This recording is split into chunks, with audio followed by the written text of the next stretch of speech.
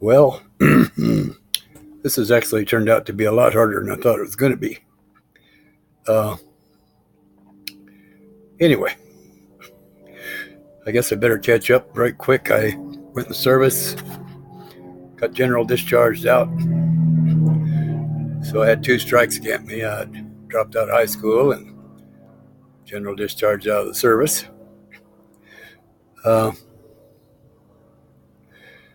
but I guess I was what, 19? Yeah.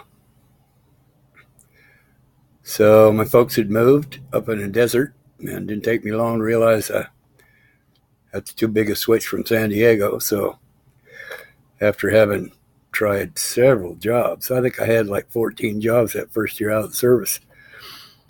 Work was that plentiful, and it was probably that turkey ranch during artificial insemination that convinced me I need to get the hell out of there. Anyway, I moved to Los Angeles with an old man who had a sob story couldn't be beat. But moved right into downtown LA and saw an ad in the paper that said they paid you to type. And I could never consider that work. So I went and see if I could pass their test, and I did. I hadn't touched a typewriter in years since high school, but I passed. So one of the side chuckles was they told me I had to wear a suit. The only suit I owned was a black shark skin suit I had made up in Korea, thinking they could bury me in that sucker. So here I am, and I've always looked like a ape in a suit. I'm just not one of them people. Anyway, I show up fourth floor of First National Bank at Fourth and Fourth and Broadway, I think, or Fourth and Spring, downtown LA. It's a bank, and I go knocking on the door and step in there looking for Myrtle Trotvet was her name. I remember that. She was my boss, and I opened the door, and here is this guy. He's got curlied up hair. He's got a Nehru jacket on, pinstripe bell-bottom pants, and flamenco tap boot. And he looked at me, and I looked at him, and we both busted out laughing. And he says, "They told you had to wear a suit, right?" And I said, "Yeah." He said, "Not up here, son. Not up here, brother. Not up here." So that turned out to be a good friend of mine for quite a while. His name was Dennis Day, and he was a Walt Disney Mouseketeer. He had his sob story too. Of course, he'd had like private top of the line tap dance. He could tap dance. And things that probably most people never heard of, like Hindu Nacha, where every single finger, arm, hand movement has a meaning and a word. And he could do that old song about the big wheel turns round and round, little wheel spins and spins, and the big wheel turns around. He could do both sides of that at the same time. I don't know how he could do it, but anyway, he's a Walt Disney Mouseketeer. And he had his dad had some kind of rare bone disease. So he signed over his big bucks from Walt Disney to his folks, and they promptly spent it all, and he died. So it didn't accomplish shit there. But so he was having to scramble, and he had a dance troupe that he got hired by the LA County Park and Recreation every year to put on a troupe dance. And it was called The Other End of the Milky Way. And he lived on Echo Park, which is South Hollywood. And he was doing the temporary typing too. So he showed me every neat spot about downtown LA. Like, I think it was the Broadway Theater before North Hollywood took over. This was like a 5-story theater. It had at least 2 balconies, maybe 3. And you go downstairs, and it had like a sunken ballroom, and the men's room had a long hallway set up with shoe shine places and probably, I'm going to guess, 20 urinals and then 20 toilets on the other side of the room. And across this little sunken ballroom was the women's, and all you could see there was no door, but there was like dressing tables with mirrors, bunches of them. I don't know what went on beyond that, but places like that. There's a restaurant there. I can't even remember the name of it. You go inside, and it had like redwood trees and planter boxes it was a buffet style. You go in, get your stuff, and choose where you want to sit. And it was like 4 or 5 stories. The top one was the VIP room, and it was all in purple velour and red.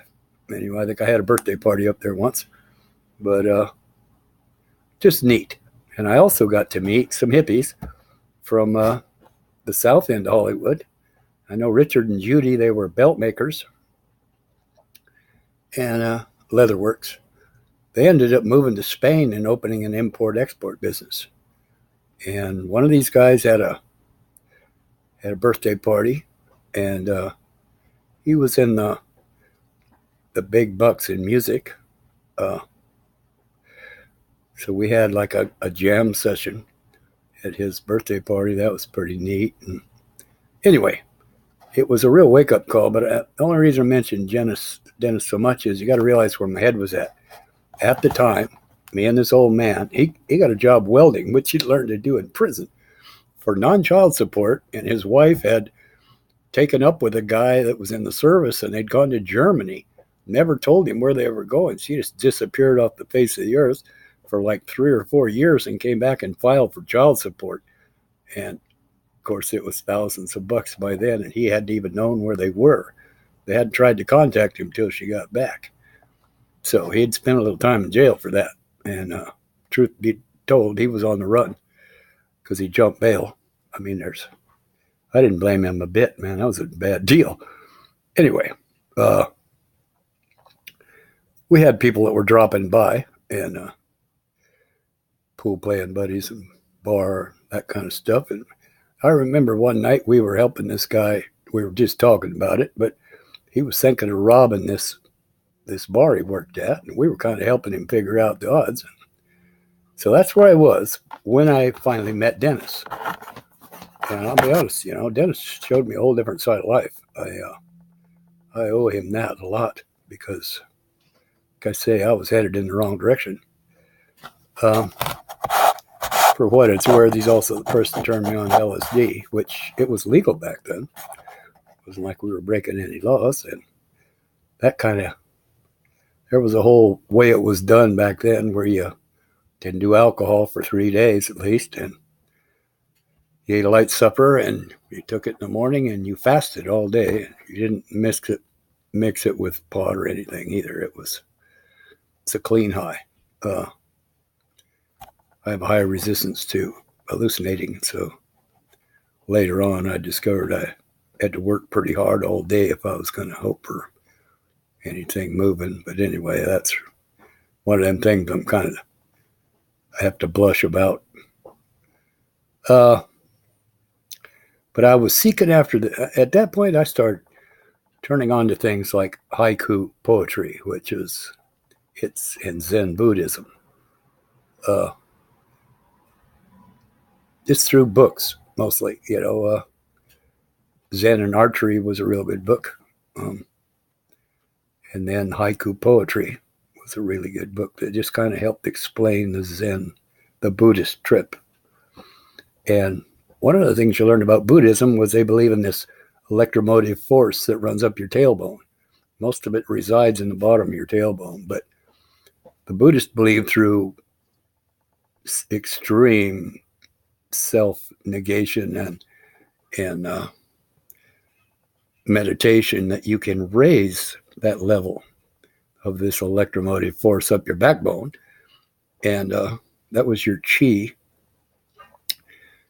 And there were different levels of awareness, and like level 4 I think was communication with animals. So I don't know how far anybody ever really got, but anyway, I did realize that there were different levels of awareness. I'd kind of turned on to that during the LSD days. Things like oranges, to realize they're individual drops inside their own little envelope as opposed to just an orange. So anyway, and I used to say if you took a red rubber ball and you looked at it through a baby's eyes, he sees it as a bright thing, round. And you look at it through a young kid's eyes and he knows it's a ball. And a little older realizes it's rubber ball. And probably the manufacturer knows what all went into making that rubber ball, but they're all looking at the same thing, just with different levels of awareness. So I got it in my head. I wanted my own next level of awareness. Maybe I was one behind everybody. It wasn't an ego trip. It was like I believed that I had a next level of awareness. And it became important to me that I find it. And so, to start with, I had a mandala up on my motel room doorway there. And I'd come home from typing, work, and sit down there and just empty my mind. Doing who knows what I was doing back then. But I know mandalas, if you stare at them long enough, they kind of start moving a little. So anyway, I'd already done one of these this one night, and I hope to get one of my books out, and I'll share some of the stuff I was writing back then.